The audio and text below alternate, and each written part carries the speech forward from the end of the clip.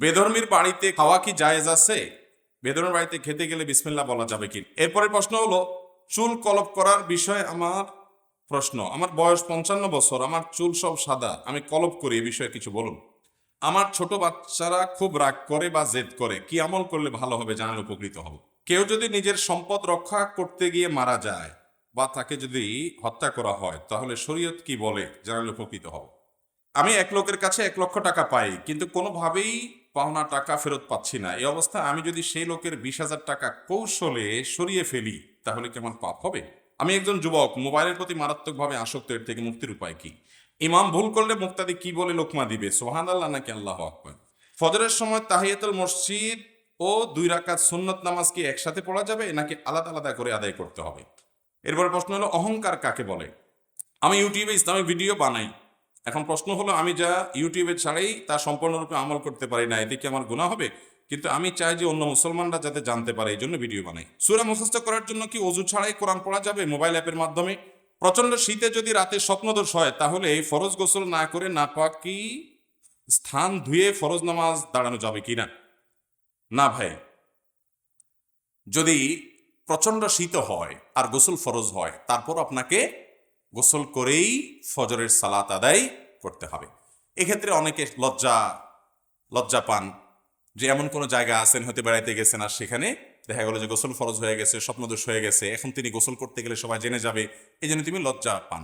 এই লজ্জাটা হলো কুফুরির অঙ্গ, এটা কিন্তু ইমানের অঙ্গ না। সব লজ্জা ইমানের অঙ্গ না। যেই লজ্জা আপনাকে পাপ করতে বাধা দেয়, ওই লজ্জা ইমানের অঙ্গ। যেই লজ্জার কারণে আপনি আল্লাহর নির্দেশ পালন করতে পারেন না, নির্দেশ পালনে বাধা দেয়, ওইটা ইমানের অঙ্গ না, ওইটা প্রশংসনীয় লজ্জা না, ওইটা নিন্দনীয় লজ্জা। ওই লজ্জাকে জয় করতে হবে।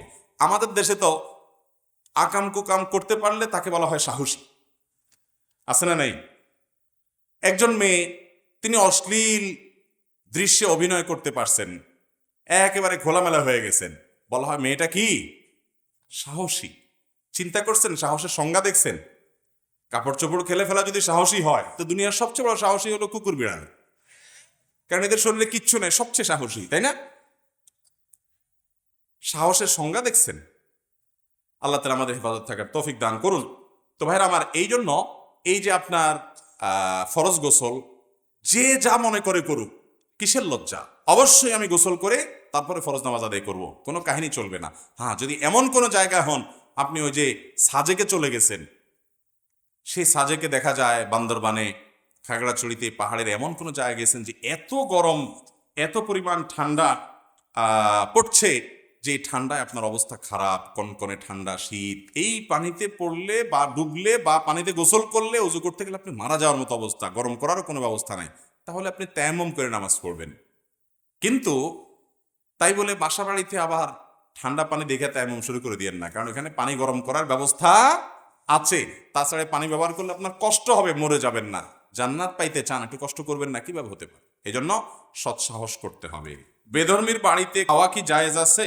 বেধর্মীর বাড়িতে খেতে গেলে বিসমিল্লাহ বলা যাবে কিনা? ভাইরা আমার, ভিন্ন ধর্মাবলম্বী যারা আছেন, যে কোনো ধর্মের অনুসারী, তাদের বাড়িতে বা তাদের আহ্বানে আপনি যদি কোনো খাবার খান, সেটা জায়েজ হবে যদি খাবারটা হালাল হয়। আপনি কোথায় খাচ্ছেন, কার বাড়িতে খাচ্ছেন, এটা দেখার বিষয় না, বিষয় হলো কি খাচ্ছেন। আপনি যদি মসজিদের ইমাম সাহেবের বাসায়ও খান আর খাবারটা হারাম হয়, তাহলে ওইটা খাওয়া কি হবে? হারাম হবে। আর যদি একজন ভিন্ন ধর্মের মানুষের বাড়িতেও খান, কিন্তু খাবারটা কি হয়? হালাল হয়, তাহলে ওইটা খাওয়া আপনার জন্য কি হবে? হালাল হবে। আমরা অনেক সময় এই বিষয়গুলোকে গুলিয়ে ফেলি। দেখার বিষয় যে কি খেলেন, কোথায় খেয়েছেন, কার হাতে খেয়েছেন, এটা ইস্যু না। ইস্যু হলো কি খেলেন, খাবারটা হালাল কিনা, এটা হলো সবচেয়ে ইম্পর্টেন্ট ইস্যু। এরপরে প্রশ্ন হলো, চুল কলপ করার বিষয়ে আমার প্রশ্ন। আমার বয়স 55 বছর, আমার চুল সব সাদা, আমি কলপ করি, এ বিষয়ে কিছু বলুন। যাদের চুল বা দাড়ি সাদা হয়ে গেছে, অল্প বয়সও হতে পারে, অনেক বয়সও হতে পারে, নবী করিম সাল্লাল্লাহু আলাইহি সাল্লাম তাদের সম্পর্কে বলেছেন, গায়রু হাদা শাইব, তোমরা তোমাদের চুল এবং দাড়ি যে সাদা হয়ে গেছে, এটাকে তোমরা পরিবর্তন করো, অর্থাৎ এই সাদা ভাবটাকে দূর করো অন্য কোনো কালার দিয়ে। তবে ওয়াজান্নিবুস সিওয়াদ, কালো কালার এটা পরিহার করবে। অতএব কালো কলব ব্যবহার করা যাবে না। আপনি মেহেদির কালার দিতে পারেন, অন্য কোনো কালার দিতে পারেন।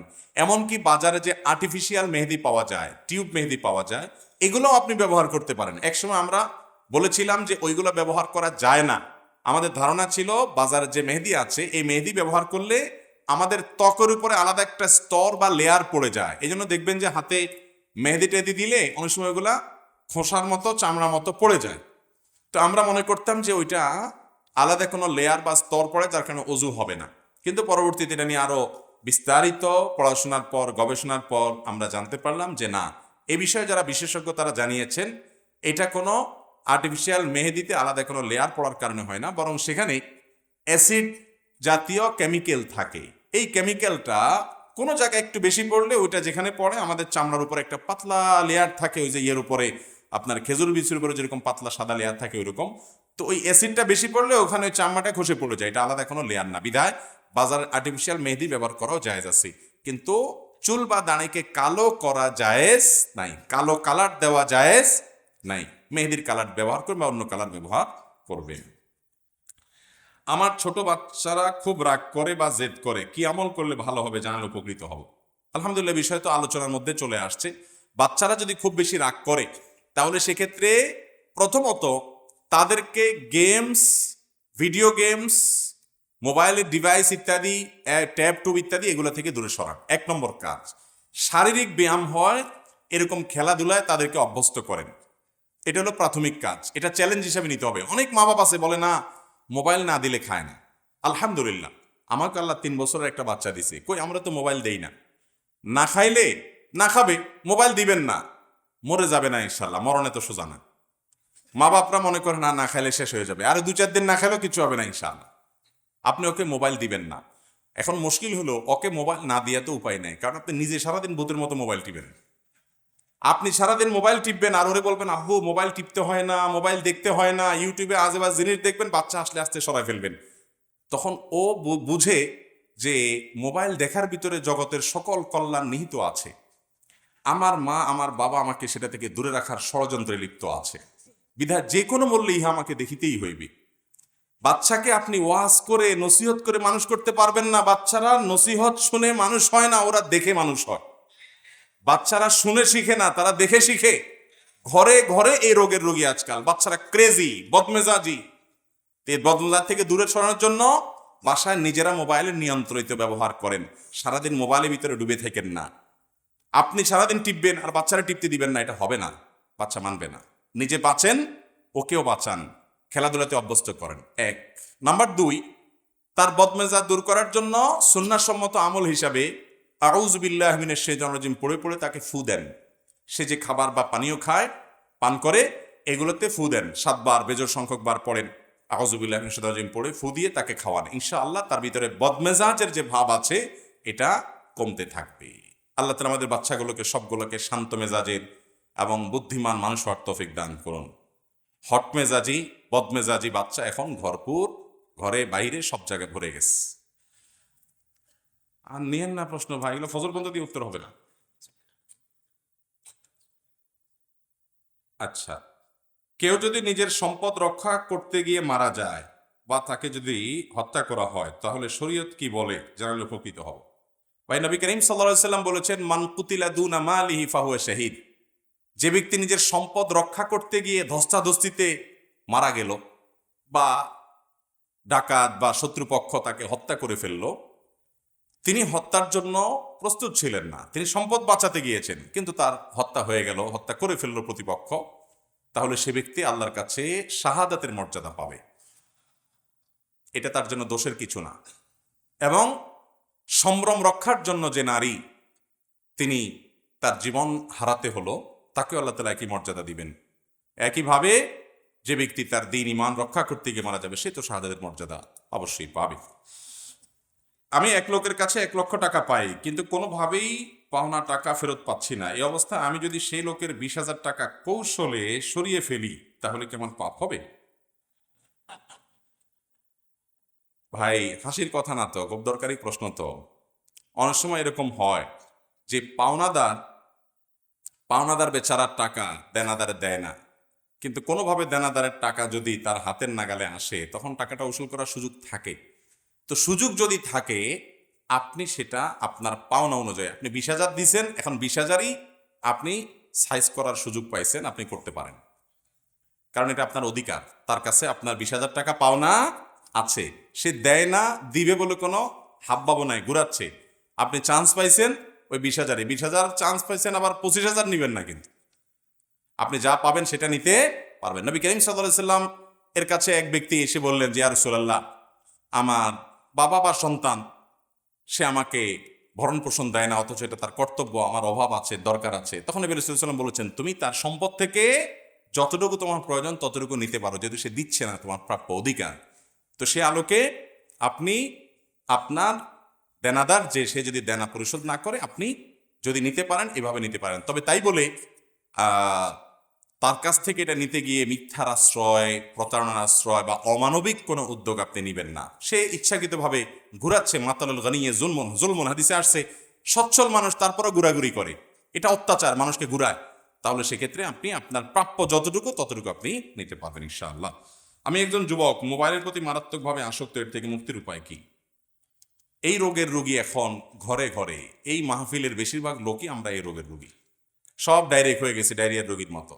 অযথা একটু পরপর মোবাইল মোবাইল, ঘন্টাকে ঘন্টা আমরা স্ক্রল করে যাচ্ছি।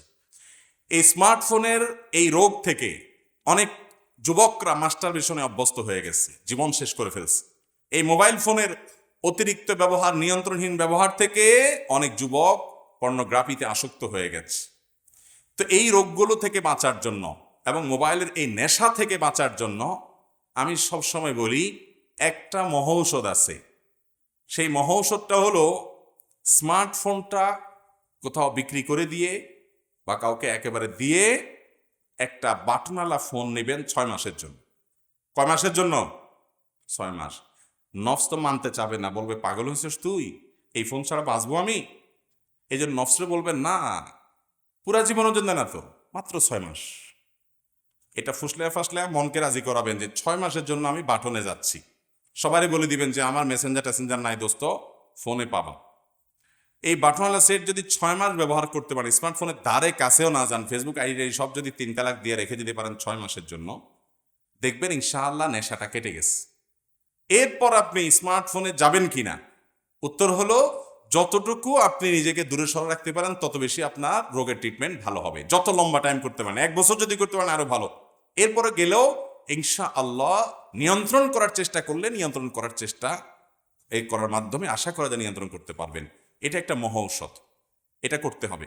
আপনি সারাদিন মোবাইলে ডুবে থাকবেন আর আমাকে বলবেন, হুজুর একটা দোয়া শিখাই দেন, যে দোয়া পড়লে আমার মোবাইলের আসক্তি উদাও হয়ে যাবে। এরকম কোনো দোয়া নেই। বুঝতে পারছেন কথা? ইমাম ভুল করলে মুক্তাদি কি বলে লোকমা দিবে, সুবহানাল্লাহ নাকি আল্লাহু আকবার? নবী করিম সাল্লাল্লাহু আলাইহি সাল্লাম বলেছেন, আত-তাসবিহু লির-রিজাল ওয়াত-তাসফিকু লিন-নিসা। ইমাম যদি ভুল করে, পিছনে মুক্তাদি পুরুষ যদি লোকমা ধরে, ভুল ধরে, তাহলে সেক্ষেত্রে সে সুবহানাল্লাহ বলে উঠবে। আর মহিলারা যদি ভুল ধরে, তাহলে তারা এভাবে আওয়াজ করবে হাতের উপরে, হ্যাঁ, হাতের পিঠের উপরে আরেক হাত দিয়ে বাড়িয়ে দিবে, তালির মতো করে আওয়াজ করবে। তাহলে ইমাম সাহেব বুঝবে যে তার ভুল হচ্ছে। সুবহানাল্লাহ বলবেন যে এটাই এই জায়গায় যুক্তিযুক্ত, কারণ সুবহানাল্লাহ বলা হয় আশ্চর্যজনক কিছু দেখলে। আরে দ্বিতীয় রাকাতে ইমাম সাহেব বসে কথা, হুজুর দাঁড়ায় গেছে, আশ্চর্য কথা, সুবহানাল্লাহ, এটা এই জায়গা। আল্লাহু আকবার তো বড় কিছু অর্জন হলে তখন বলতে হয় কি, আল্লাহু আকবার। ইমাম সাহেব বসে নাই, না বসে দাঁড়ায় গেছে, আপনি বলেন আল্লাহু আকবার, মানে বড় কিছু অর্জন হয়ে গেছে। আসলে তো কিছু অর্জন হয় নাই, এই জায়গায় বলতে হবে কি, সুবহানাল্লাহ। বেশিরভাগ লোকই আমাদের দেশে দেখা যায় লোকমা দিতে গিয়ে কি বলে, আল্লাহু আকবার, অথচ বলতে হবে সুবহানাল্লাহ। চুল কালার করা, এটা উত্তর গেছে। ফজরের সময় তাহিয়াতুল মসজিদ ও 2 রাকাত সুন্নত নামাজ কি একসাথে পড়া যাবে নাকি আলাদা আলাদা করে আদায় করতে হবে? উত্তর হলো, ফজরের নামাজের জন্য নবী আকরাম সাল্লাল্লাহু আলাইহি সাল্লাম ফজরের আজানের পর 2 রাকাত সুন্নত ছাড়া আর কোনো সালাত আদায় করতেন না। এজন্য আমরা যারা মসজিদে এসে, পুরুষ যারা, তারা তো সবাই মসজিদে জামাতে পড়বো, জামাতে সালাত আদায় করব। তো বাসা থেকে সুন্নত পড়লে লাস্ট টাইমে আসবেন যে জামাত শুরু হয়ে গেছে এরকম সময়। আর যদি মসজিদে আপনি আসেন আগে, তাহলে সেক্ষেত্রে মসজিদে এসে যদি আপনি সুন্নত পড়েন, তাহলে ওই সুন্নতটাই 2 নিয়তে করতে পারেন। তাহিয়াতুল মসজিদের নিয়ত করতে পারেন, সুন্নতের নিয়ত একসাথে করতে পারেন, দুইটাই আদায় হবে ইনশাআল্লাহ। তাদাখুল করতে পারেন আর কি। কথা কি বুঝাতে পারছি? কারণ মসজিদে ঢুকার পর সালাত আদায় করে বসবেন না, এটা হলো মূল নির্দেশ। অতএব ওই সালাতটা সুন্নাত সালাত, ওর মধ্যে তাহিয়াতুল মসজিদেরও নিয়ত করে ফেলবেন, দুইটাই একসাথে আদায় হয়ে যাবে। এরপরে প্রশ্ন হলো অহংকার কাকে বলে? ভাই অহংকার কাকে বলে? নবী করিম সাল্লাল্লাহু আলাইহি ওয়াসাল্লাম এই প্রশ্ন উত্তরে বলেছেন যে অহংকার হলো বাতারুল হাক্কি ওয়া গামতুন নাস, সত্যকে অস্বীকার করা আর মানুষকে তুচ্ছ মনে করা, মানুষকে দমায় রাখা, মানুষকে তুচ্ছ মনে করা, হেয় মনে করা, ছোট মনে করা, নিজেকে বড় মনে করা, এটাই অহংকার। অনেক লোক আছে দেখবেন সত্য অসত্য নাই, সে তর্ক করে কুতর্ক করে যাচ্ছে, সে বুঝতে পারছে তর্কের ফাঁকে যে যার সাথে তর্ক করতেছে অট্টা সঠিক, তারপরে মানলে যেহেতু ইজ্জত যায়, মাথা কাটা যায়, তর্ক করে ঠেলে নিয়ে চলে যায়। আছে না নাই? এটা অহংকারের কারণে হয়। বিনয়ী মানুষ সঙ্গে সঙ্গে বলবে হ্যাঁ সরি আমি ভুল করেছি, তোমারটা আমি স্বীকার করে নিয়েছি, এটা হলো বিনয়ী মানুষ। ওই যে বললাম আখলাক সবচেয়ে ওজনী, এটা হলো আখলাকের পয়েন্ট, যে আমি বিনয়ী হব, আমি অহংকারী হব না। আমি যদি ভুল করি সেটা স্বীকার করতে কোনো অসুবিধা নাই। আমাকে গতকালকে একজন আলেম একটা লিঙ্ক দিয়ে বলছে আপনার ভিডিও বক্তব্যে এই অংশটাতে তথ্যের ঘাটতি আছে, আপনি পুরো সঠিকটা বলেন নাই, অর্ধেক আসছে কথা।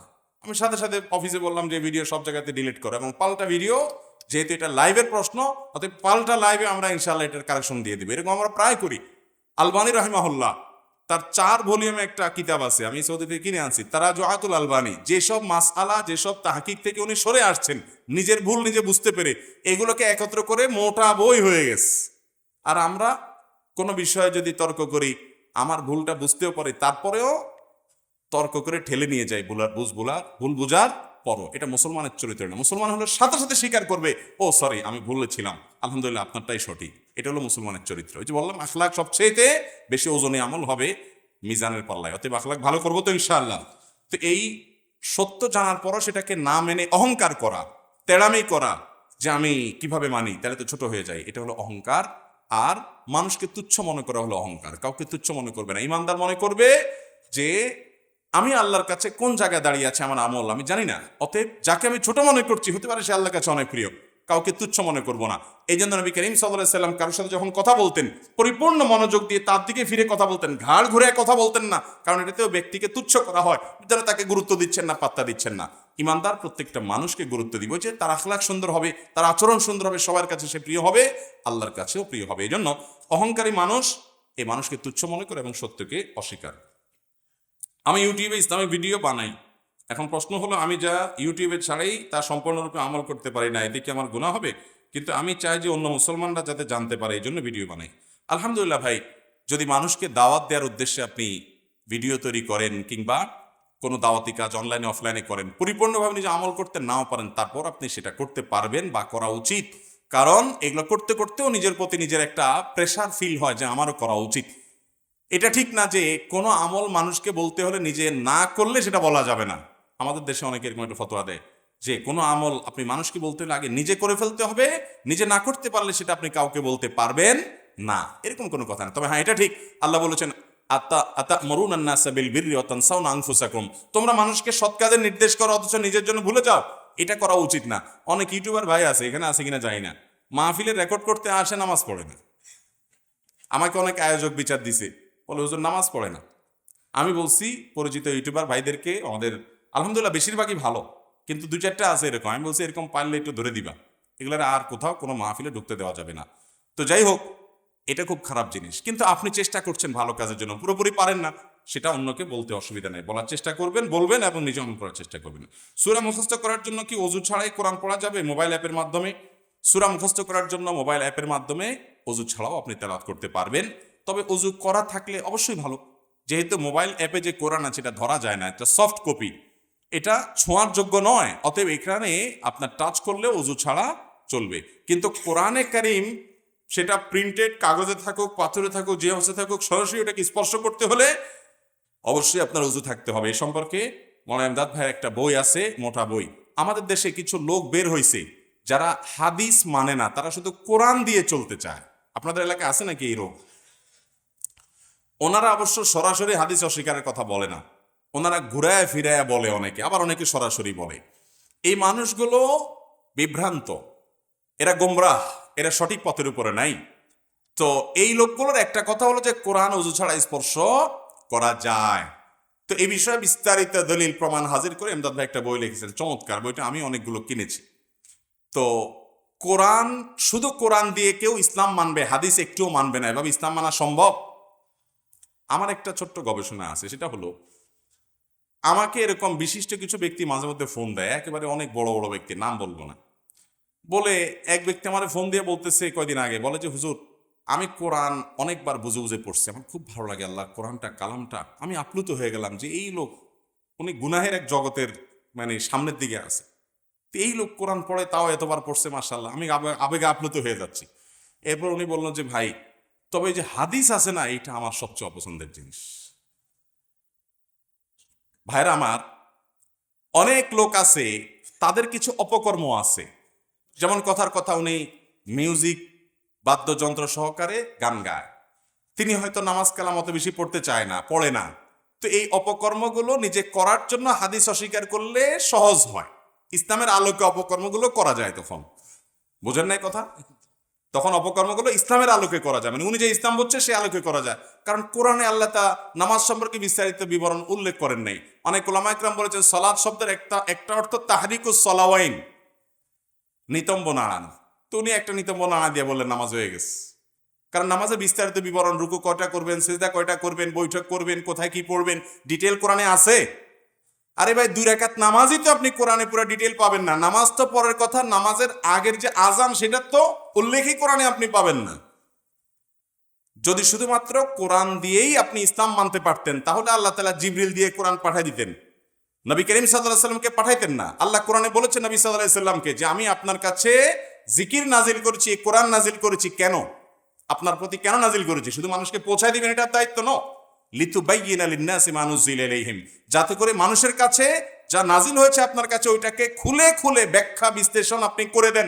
নবীজি সাল্লাল্লাহু আলাইহি সাল্লামের ডিউটি এটা, যে তিনি ব্যাখ্যা করে দিবেন, এটাই হাদিস, তার ব্যাখ্যা নিবেন না, আপনি মন গড়া ব্যাখ্যা চলবেন, এটা কখনো ইসলাম হতে পারে না, এটা বিভ্রান্তি ছাড়া আর কিছু নয়।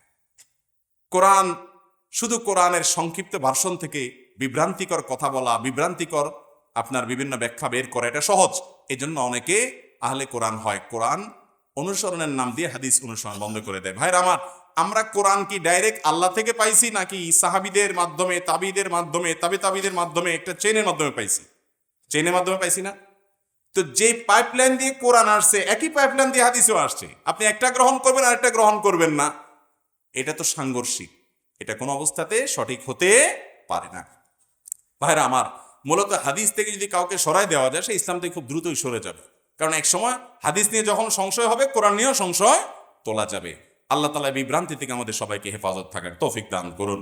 নবী করিম সাল্লাল্লাহু আলাইহি সাল্লামের কাছে কোরআন 23 বছর ধরে আসছে, একটু একটু করে আসছে, যেটুকু নাজিল হয়েছে এটুকুর ব্যাখ্যা বিশ্লেষণ তিনি করেছেন, বাস্তবে দেখাইছেন, এরপর আবার আল্লাহ আরেকটু নাজিল করেছেন, এভাবে কোরআন এসেছে। আপনি শুধু কোরআনটুকু নিবেন, ব্যাখ্যা বিশ্লেষণ নিবেন না, তা আপনি কখনো ইসলাম অনুসরণ করতে পারবেন না। অতএব কোরআন মোবাইলে যদি আপনি তেলাওয়াত করেন বা ট্যাব ইত্যাদিতে তেলাওয়াত করেন, টাচ মোবাইলে তেলাওয়াত করেন, তাহলে ওইটা দিয়ে আপনি পাতা সরাতে পারেন, ওযু ছাড়া অসুবিধা নেই। বাট যখন প্রিন্টেড বা যে কোনো জায়গায় কোরআন সরাসরি হাত ধরবেন, সেখানে আপনাকে অবশ্যই ওযু করতে হবে। আমরা শেষের দিকে বলেছিলাম ধৈর্য 3 প্রকার, ধৈর্য 3 প্রকার বলেছিলাম। এই 3 প্রকার ধৈর্য বলতে পারবেন যে সে শুধু হাত তোলেন। আগে হাত তুলছে ইয়ালা, চাদরওয়ালা, দান, বলেন কি কি? হ্যাঁ,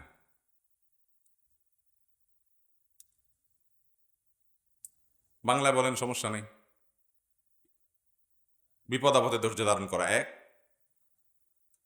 ইবাদত করতে কষ্ট হয় তখনও ধৈর্য ধারণ করে ইবাদত করা 2,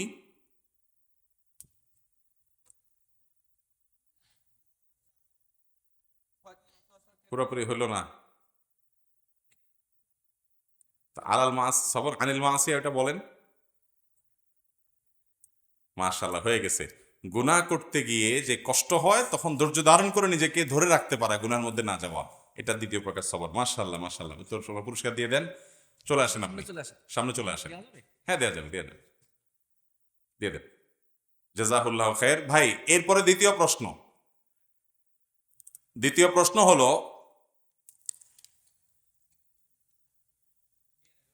যে ব্যক্তি তার আচরণ সুন্দর করছে, আখলাকটা ভালো করছে, এই ব্যক্তিকে নবী করিম সাল্লাল্লাহু আলাইহি সাল্লাম আল্লাহর পক্ষ থেকে, আল্লাহর কাছ থেকে একটা বিশেষ জিনিস পাইয়ে দিবেন। সেই জিনিসটা কি, কে বলতে পারবেন? হাত তোলেন। ওই দেন কানটুপিওয়ালা, হ্যাঁ আপনি দাঁড়ান। না ঠিক আছে, আপনি চশমাওয়ালা, হ্যাঁ দাঁড়ান। বলেন। না হলো না, সেটা আরেকটা। আমি আবার বলছি, যে ব্যক্তি তার আখলাককে সুন্দর করবে, নবী করিম সাল্লাল্লাহু আলাইহি সাল্লাম আল্লাহর কাছ থেকে একটা জিনিস পাইয়ে দিবেন, নিয়ে দিবেন। সেই জিনিসটা কি আমি সেটা বলছি। আপনি দাঁড়ান, হ্যাঁ বলেন। হলো না, হ্যাঁ আপনি দাঁড়ান। হইল না,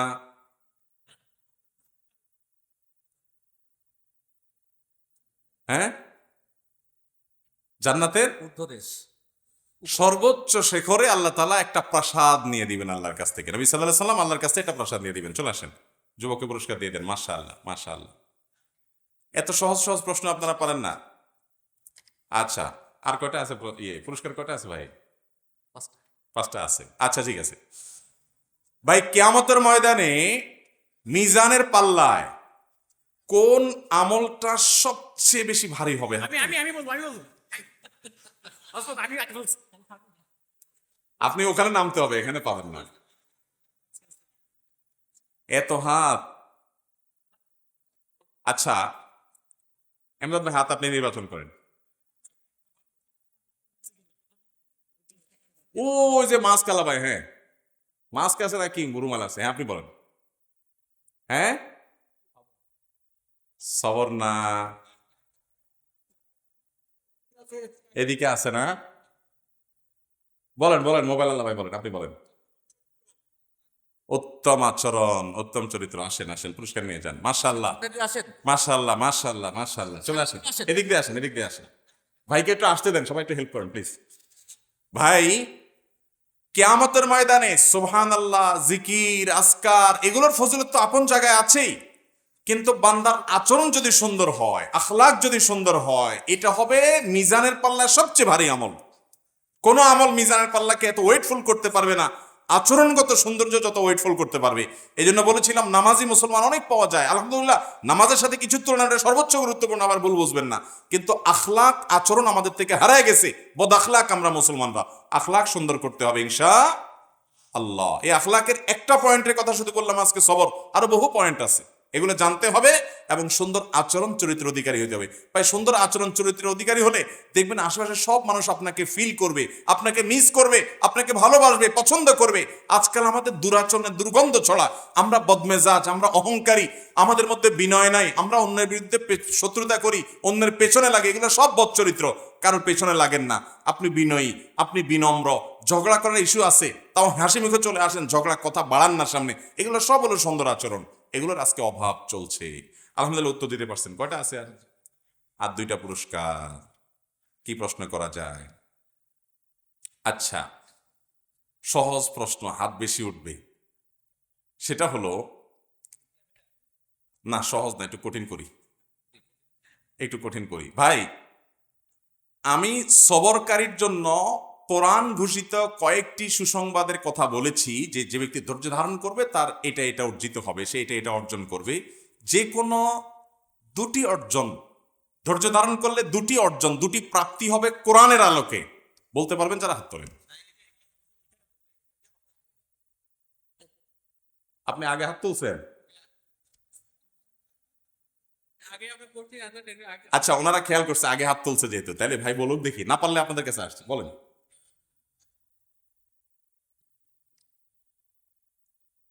মাশাআল্লাহ, উত্তর সঠিক।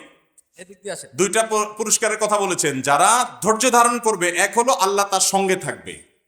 ভাইরা আমার, দেশের প্রধানমন্ত্রী ডেকে যদি বলে কানে কানে যে তোমার কোনো টেনশন নাই, আমি সাথে আছি, কিছু হলে আমার ফোন দিবা, এর দাপটে আর এলাকায় থাকা যাবে? এর দৌড়ানির খেয়ে এলাকা বড় বড় নেতারা পর্যন্ত গর্তে পড়বে, ঠিক না? প্রশাসনে বড় বড় কর্তারা পর্যন্ত দৌড়ের উপরে থাকবে, ওরে বাবারে, কারণ পিএম তার সাথে আছে, ঠিক না? আল্লাহু আকবার। আল্লাহ রাব্বুল আলামিন বলেছেন ইন্নাল্লাহা মাআস, যারা সবর করবে, ধৈর্য ধারণ করবে, নিজেকে নিয়ন্ত্রণ করবে, হুটহাট বদমেজাজ করবে না, বিপদে আপদে বিভিন্ন সময় নিজেকে নিয়ন্ত্রণ করবে, শক্ত করতে পারবে, আল্লাহ তাআলা স্বয়ং তার সাথে থাকবে। এটা হলো একটা। আর সবরকারীর জন্য আরেকটা পুরস্কার হলো আল্লাহু ইউহিব্বুস সাবিরিন, আল্লাহ তাআলা স্বয়ং সবরকারীকে ভালোবাসেন, পছন্দ। কই উত্তর, সঠিক উত্তর দাতা কই? আসেন, পুরস্কার দেওয়া হয়ে গেছে ভাই। দেওয়া হয়ে গেছে? আচ্ছা ঠিক আছে, আরেকটা পুরস্কার আছে। এবার কি প্রশ্ন সঠিক করবো, সহজ করবো না কঠিন করবো? না, আলমনাগার লোকজন পরে আমার পছন্দ করবে না, আমরা সহজ করি উত্তর, কি বলেন? আল্লাহ, নবী করিম সাল্লাল্লাহু আলাইহি ওয়াসাল্লাম সাহাবীদের সাথে যাওয়ার সময় এক জায়গায় জটলা পড়ে গিয়েছিল। উত্তর ধরে ফেলছেন, প্রশ্ন এখনো যাই নাই তো। তখন নবী করিম সাল্লাল্লাহু আলাইহি ওয়াসাল্লাম সাহাবীদেরকে দেখছেন যে একজন বাহাদুরের বীরত্ব, সে কুস্তিতে সবাইকে ফেলে দিচ্ছে। তিনি বলেছেন, এর চাইতে বড় এবং আসল বাহাদুরের কথা বলে দিব, তোমরা কি জানো সেটা? সাহাবীরা বলছেন, অবশ্যই বলেন। তখন নবীজি সাল্লাল্লাহু আলাইহি সাল্লাম উত্তরে যার কথা বলেছেন তার নাম বলতে হবে, মুখে বলা যাবে না। হাত তোলেন। এই নীল টুপিওয়ালা দাঁড়ান, আপনি সবার আগে হাত, এই সবার আগে হাত তুলছে বাচ্চা ছেলে, হ্যাঁ বলো।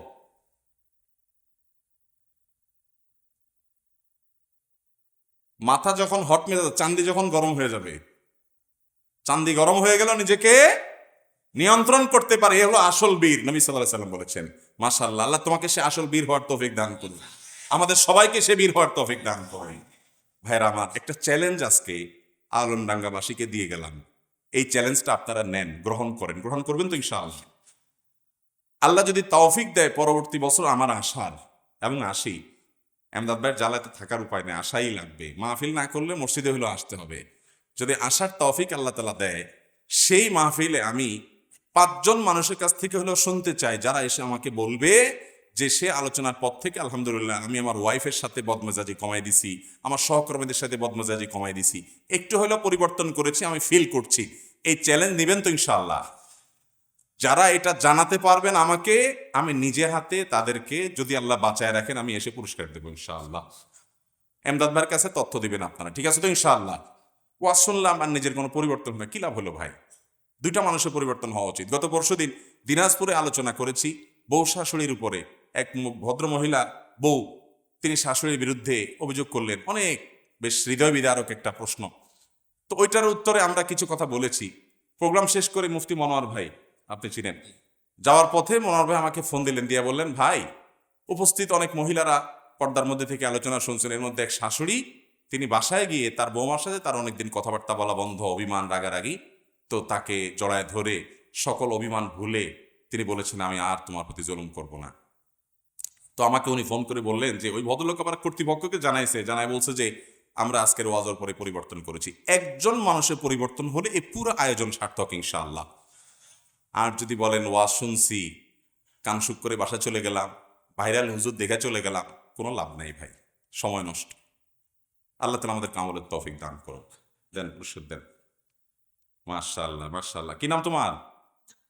আবুজর, মাশাআল্লাহ।